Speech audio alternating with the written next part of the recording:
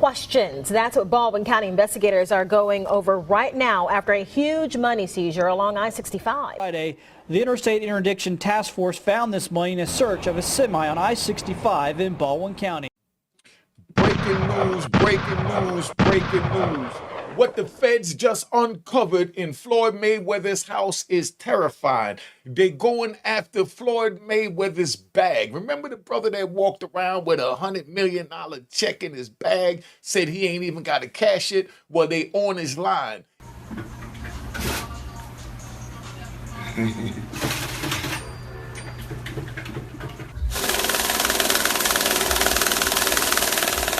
Floyd Mayweather just lost everything. And no, this isn't just another headline from private jets and billion-dollar bragging rights to whispers of scams, lawsuits, and a $402 million financial disaster. The money man may be out of money. Is this the fall of boxing's most controversial empire or the biggest scam in sports history? Let's break it all down. Floyd Mayweather is money. He was just a kid from New Brunswick, New Jersey, living in a cramped one-bedroom apartment with 6 family members. There was no heat, no lights, and certainly no silver spoons. His mother struggled with substance abuse. His father, a former boxer himself, was in and out of prison. Floyd didn't just grow up around boxing, he was born into it, molded by survival. His earliest memories weren't of championships or cameras, but of darkness and cold. Yet even in those conditions, Floyd never cried, never complained. He trained by the time. He hit the Olympic stage in 1996 and secured a bronze medal. Floyd already had the work ethic of a champion. In the early professional years, he was known as Pretty Boy Floyd.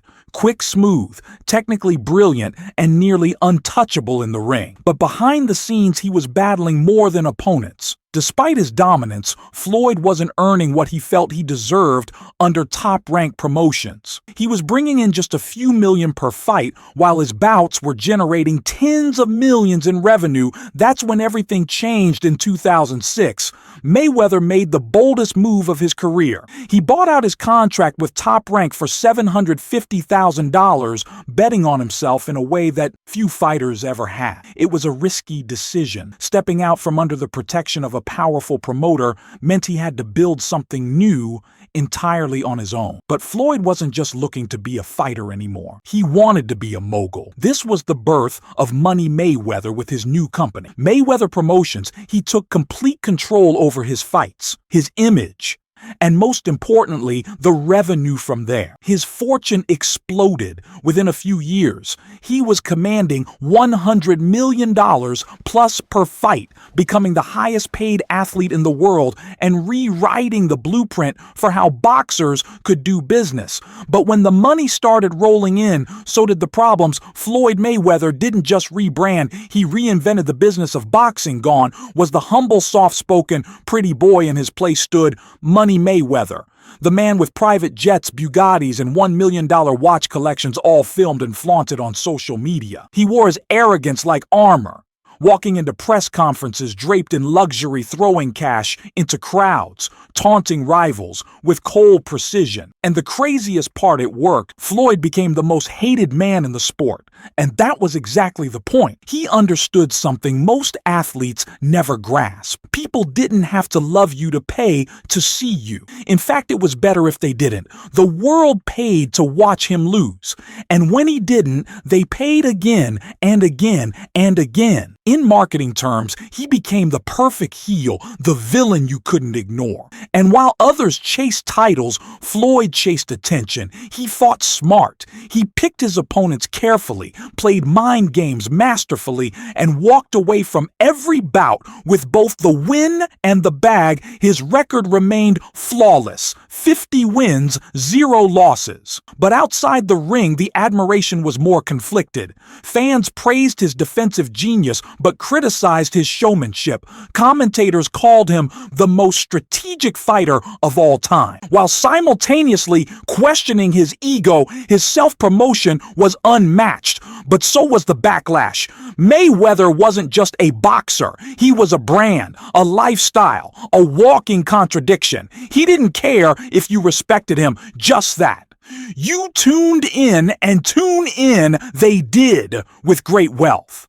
Came even greater excess. Floyd Mayweather's spending wasn't just extravagant, it was legendary, from walking into Gucci with $1 million in a duffel bag to closing down entire malls for private $15 million shopping sprees. Mayweather lived like a man untouchable. By consequence, his Instagram was a shrine to opulence, fleets of luxury cars, diamond encrusted watches worth more than most homes, and stacks of cash spread across hotel beds like confetti. He once revealed his most expensive watch cost $18 million. But while Floyd was counting millions, his relationships were falling apart. The first cracks appeared within his own family. Floyd Sr., his father and early trainer, publicly admitted that their relationship deteriorated as Floyd's fame and spending increased. They once shared a tight bond united by boxing, but as Floyd's obsession with wealth grew, so did the distance between them. "We never had arguments," his father once said. Until the money came in, it wasn't about training anymore. It was about pride control and who really deserved the credit. Then came the fallout, with 50 Cent, once one of Floyd's closest friends and business collaborators. Their bromance was the stuff of hip-hop headlines until it imploded. 50 Cent later revealed that Floyd became consumed by money. No longer valuing loyalty or friendship, their partnership soured over financial disputes, with 50 claiming Floyd refused to repay investments and began treating people as disposable. And perhaps the most painful split came with Gervonta Tank Davis Mayweather's prized protégé Tank, accused Floyd of purposely keeping him dependent, of feeding him crumbs to maintain control despite the fame and fight purses. Tank felt exploited more like a pawn than a partner. "They put you in a position where you always need them," Tank said to the world. "It looks like they're helping, but it's manipulation." These weren't isolated incidents. They were symptoms of a pattern. As Floyd's fortune skyrocketed, trust eroded, and the people who once stood by him began walking away. His wealth was real, but so was the cost of keeping it. And with every mansion built and every bridge burned, a question grew louder. Was this the price of greatness? Or greed as Floyd's bank account swelled? So did his ego, and not everyone was clapping while Mayweather's skill was never in question. His arrogance became a central talking point, especially when he openly dismissed boxing legends like Muhammad Ali in an infamous interview. Floyd boldly stated, "Out of all these fighters in the history of boxing, I've accomplished more than every fighter in the history of boxing." He cited Ali's losses, including to Leon Spinks, who had just 7 professional fights, and went further by suggesting Ken Norton had beaten Ali all 3 times. They met, an opinion not widely supported by historians or analysts. The backlash was immediate. Stephen A. Smith, one of ESPN's most prominent voices, called Floyd's comments blasphemous, reminding audiences that legacy isn't just about records, it's about what you stood for. Ali fought not only in the ring, but outside of it, for civil rights, for dignity, for something bigger than himself. Mayweather, Smith argued, stood only for money. Mike Tyson also weighed in, calling Floyd too into himself and warning that eventually all fighters must confront reality. Tyson, who had walked the same path of superstardom, excess, and isolation, suggested that Floyd's detachment from humility was damaging not just to his relationships but to his soul. The public seemed to agree. People didn't tune in to Mayweather fights out of admiration. They tuned in hoping to see him lose. In fact, many fans considered it a spectator sport to root against him. His brilliance in the ring was undeniable, but outside it, he was a symbol of unchecked ego. He'd become the villain, and not just by choice. This narrative hit even harder with Tank Davis. Floyd's once loyal protégé Tank didn't just part ways professionally, he did so emotionally. Accusing Floyd of manipulating him into dependency, Davis described a subtle but persistent strategy of control, giving just enough to keep someone loyal, but never enough to make them independent. His words weren't said in anger, they were delivered with pain, almost like a warning to others. The deeper the riches, the deeper the rift. Floyd's relationships were fraying under the weight of his success, and the world was starting to ask, At what point does legacy become collateral damage? After retiring undefeated in 2017, Floyd Mayweather could have stepped away from the sport as a legend, but instead, he entered a new chapter, one that many argue is tarnishing his legacy. The era of the exhibition match.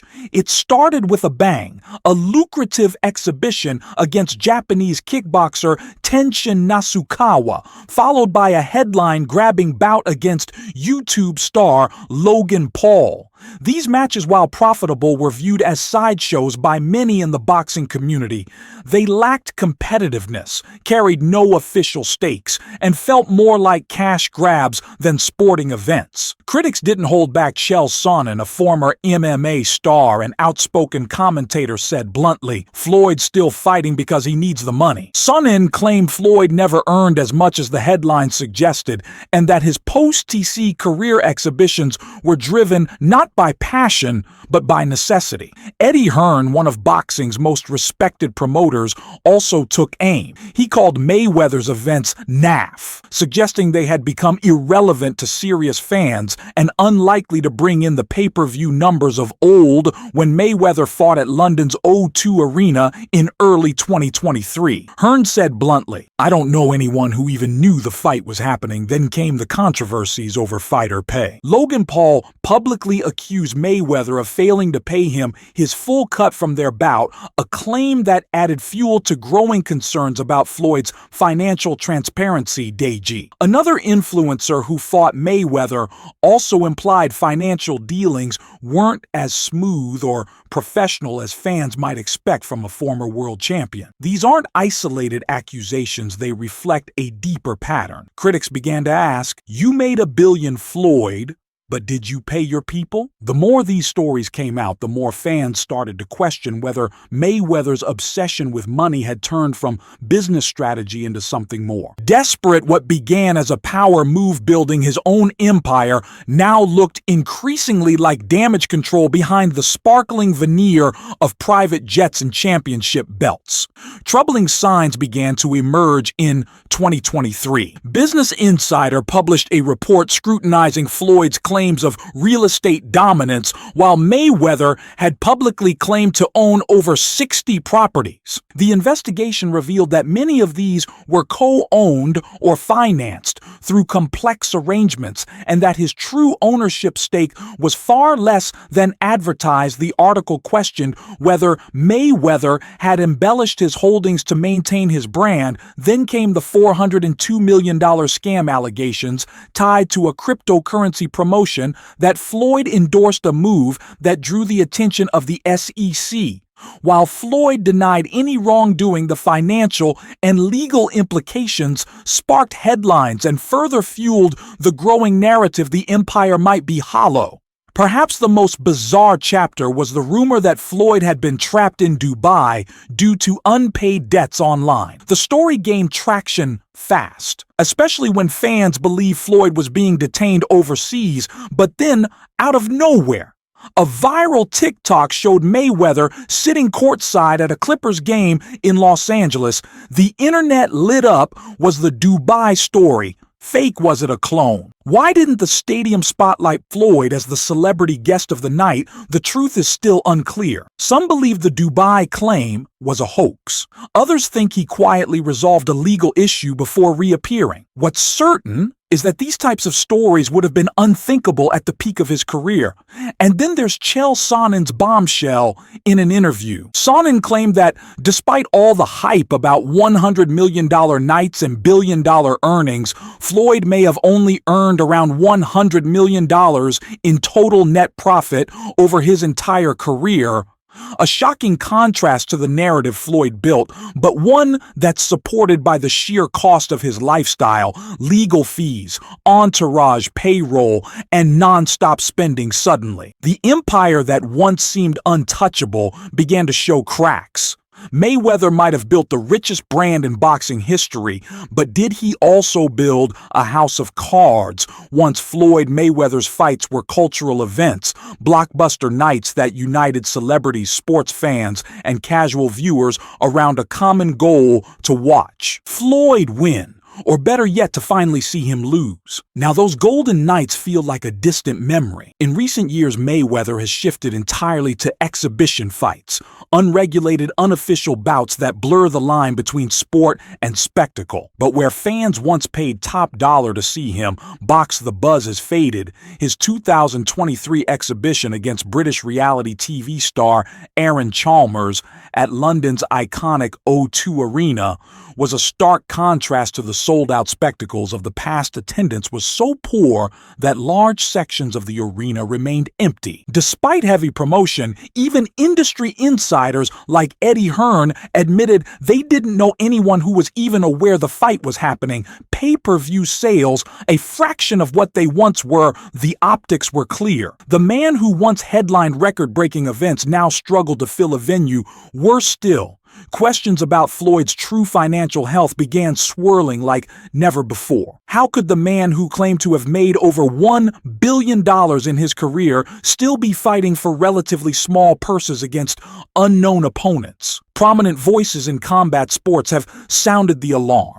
Chalet Sonnen has repeatedly questioned Floyd's earnings, suggesting that much of the billion-dollar narrative was inflated for brand value.